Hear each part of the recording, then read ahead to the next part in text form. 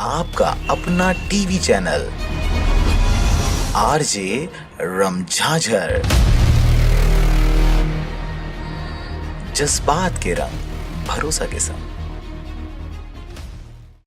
शिक्षा विभाग ने 9वीं व 11वीं की परीक्षा तिथि व समय में संशोधन करने का आदेश जारी किया है, जिसके अनुसार 23 मार्च से शुरू होने वाले इन दोनों कक्षाओं की परीक्षाएं 22 मार्च को दोपहर 12:30 से 3:30 तक आयोजित की जाएंगी।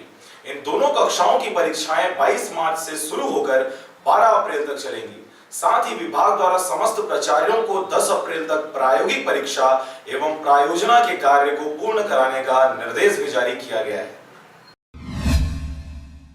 9वीं और 11वीं का पेपर जो है वो 22 मार्च से शुरू हो रहे हैं और समय आगे 12/4 तक के, यानी 12 अप्रैल 2018 तक। और इस बीच में सुबह 9:15 से 12:15 तक के बोर्ड की परीक्षाएं भी आयोजित हो रही है 10वीं और 12वीं की। और इसके मद्देनज़र फिर इसका समय परिवर्तन किया गया है 12:30 से 3:30। और इसके बाद फिर ओपन स्कूल परीक्षाएं भी शुरू होने वाली हैं 28 मार्च से। तो ये परीक्षाएं 9वीं से 12वीं तक की है। पूर्व माध्यमिक विभाग की भी है, प्राथमिक भी है, उसका टाइम टेबल भी है साथ साथ अलग अलग।